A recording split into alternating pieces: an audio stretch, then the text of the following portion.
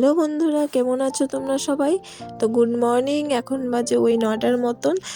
তো এখন থেকে তোমাদেরকে সঙ্গে নিয়ে আমার ভিডিওটা শুরু করছি। আশা করি তোমাদের ভালো লাগবে এবং তোমরা আমার সাথে থাকবে। তো আজকে আমি তোমাদের সঙ্গে ভিডিওতে শেয়ার করব যে আমি শত কাজের মাঝখানেও তো মাম্মামকে কীভাবে দেখাশোনা করি। তো আমার হাজারটা কাজ থাকলেও আমি কিন্তু মাম্মামকে টাইমের মধ্যে সব কিছু দেওয়ার চেষ্টা করি। কতটা পারি জানি না, কিন্তু আমি চেষ্টা করি আমার মতন করে। তো যাই হোক, দেখতেই পেলে মাম্মাম উঠে পড়েছে। ওকে মুখ ধুয়ে দিয়ে ওকে জল বিস্কুট দিয়েছি। ও রৌদ্রের মধ্যে, বারান্দাটার মধ্যে সুন্দর রৌদ্র আসে। তো আজকেও আমাদের সকালে চা রুটি খাওয়া হয়ে গেছে। সকালে সবাই চা রুটি খেয়েছি। তো আজকেও মাম্মামের বাবা চলে গেছে আগে কাজে, তো বেরিয়ে গেছে, মাও বেরিয়ে গেছে। তো তোর এখন সকালে রান্নার চাপটা নেই, তাই ভাবলাম আজকে আগে ঘরটা পরিষ্কার করে নিই, তারপরে রান্নার দিকে যাব। তো মামাকে তো আজকে সকালে রুটি দেইনি, ওকে জল বিস্কুট দিয়েছি অন্য দিনের মতন। ওকে একটু এখন সিদ্ধ ভাত দিব, ভোগ চাল দিয়ে, ঘি আলু সিদ্ধ দিয়ে। তো ভাবলাম ও জল বিস্কুটটা খেয়েছে, আর ওর সঙ্গে ওর বান্ধবী যে পাশে বাড়ি একটা পুচকি, ও খেলতে এসেছে। তো ওরা খেলতে থাকুক, তো আমি এই সাইডে ঘরটা পরিষ্কার করি, মানে প্রতিদিনে যেরকম পরিষ্কার করার সেরকম পরিষ্কার করি। আর ওদিকে কিন্তু আমি হোম থিয়েটারে গান চালু করে দিয়েছি, আর ওরা নাচছেও। তো যাই হোক, চলো বন্ধুরা দেখতে থাকো আমার কাজগুলো, তোমাদের সামনে আবার আসছি।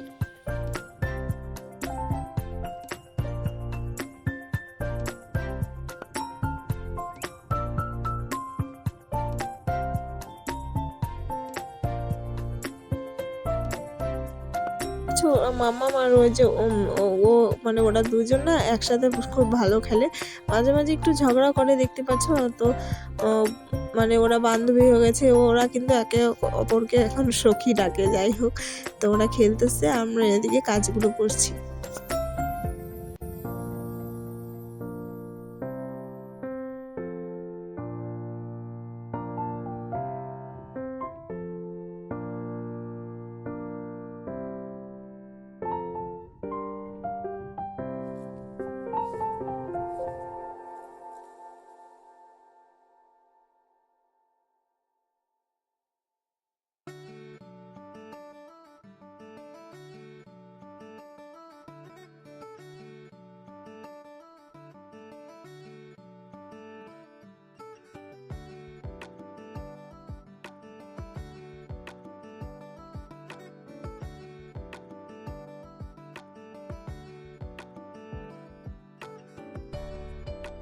তারপরে আমার এদিকে ঘর বাড়িগুলো পরিষ্কার হয়ে গেছে, তখন আমি সব কিছু পরিষ্কার করে নিয়েছি।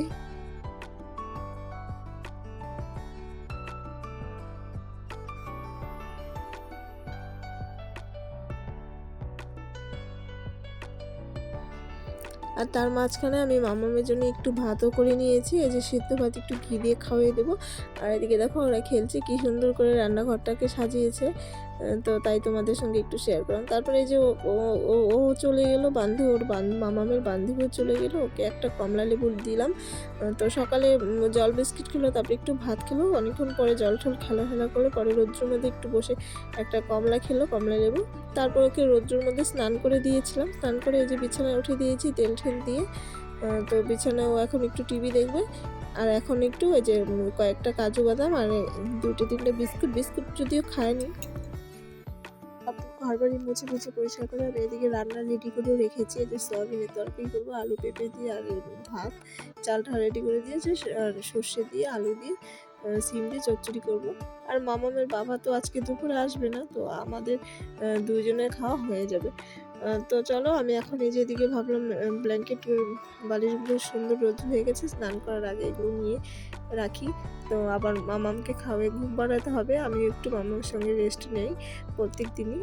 তো যাই হোক, চলো আমি এগুলো আগে ঘরে নিয়ে নিই গরম গরম, নাহলে আবার ঠান্ডা পড়ে যাবে রোদ্রে পড়ে গেলে।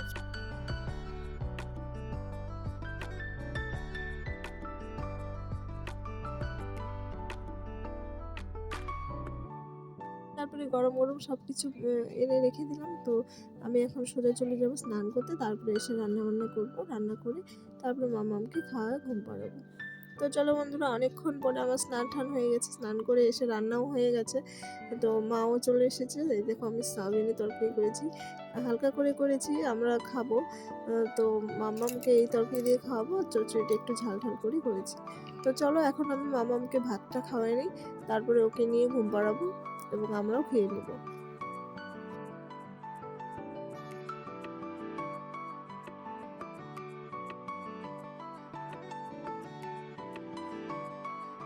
আর দেখো এই যে ওদিকে মামাম টিভি দেখছে আর ওকে আমি খাইয়ে দিচ্ছি, আর খাওয়াতে বসে এত কথা বলতে হয় না। আর দেখো আমি বকাও দিচ্ছি একটু একটু, আবার কথা বলছি, গল্প বলছি। তো খাওয়া নিয়ে না খুব ঝামেলা করে। তো ও না একবারে খায় না, তো একটু একটু করে দেখতেই পেলে আমি একটা কিছু দিতেই থাকি যে খালি পেট যেন না থাকে। আর একবারে পেট ভরে যে খাবে সেটা খায় না, একটু একটু করে ও খায়।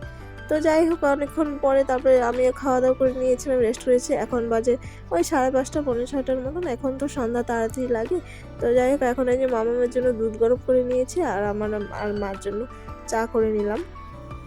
ভিডিওটা কেমন লাগলো তোমরা অবশ্যই জানিও। তারপরে ওই যে মামামের বান্ধবীর বার্থডেতে গিয়েছিলাম। তো আজকের মতন ভিডিওটা এখানেই রাখছি, দেখা হবে আবার অন্য একটি ব্লগে। টাটা।